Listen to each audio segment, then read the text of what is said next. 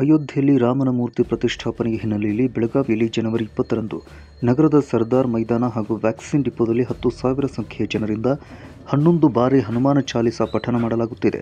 ಹೀಗಂತ ವಿಶ್ವ ಹಿಂದೂ ಪರಿಷತ್ನ ಜಿಲ್ಲಾ ಮುಖಂಡ ಕೃಷ್ಣ ಭಟ್ ಹೇಳಿದರು. ಬೆಳಗಾವಿಯಲ್ಲಿ ಸುದ್ದಿಗೋಷ್ಠಿಯಲ್ಲಿ ಅವರು ಮಾತನಾಡುತ್ತಾ ಮಾಹಿತಿಯನ್ನು ಕೊಟ್ಟರು.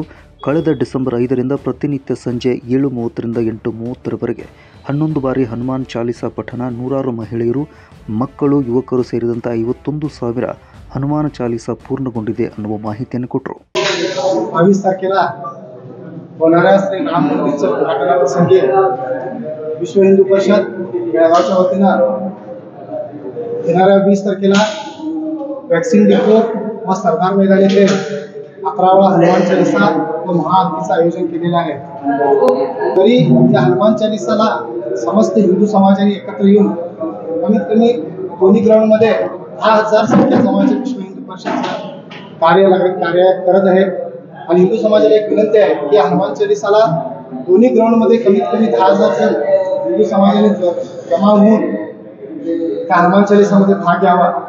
त्यानंतर प्राण प्रतिष्ठापने दिवशी येणाऱ्या 22 तारखेला प्रत्येक घरामध्ये आम्ही ज्या अक्षता बसवलेल्या आहेत 4.5 लाख घरापर्यंत त्या अक्षतांची पूजा करून एक दिवाळी साजरी करावी आणि प्रत्येक घरासमोर एक 5 दिवे लावून पुन्हा एकदा 2दा दिवाळी साजरी करावी अशी विश्व हिंदू परिषदची मागणी आहे आणि विनंती सुद्धा आहे.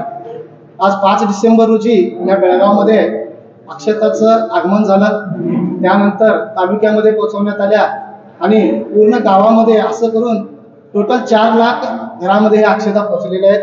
त्या अक्षतांचं दुपारी 12 वाजता ते दुपारी 2 वाजेपर्यंत त्याची पूजा करावी आणि 5 दिवे लावून दिवाळी साजरी करावी अशी विनंती विश्व हिंदू परिषदच्या द्वारे करत आहे. विभाग संयोजक बजरंग.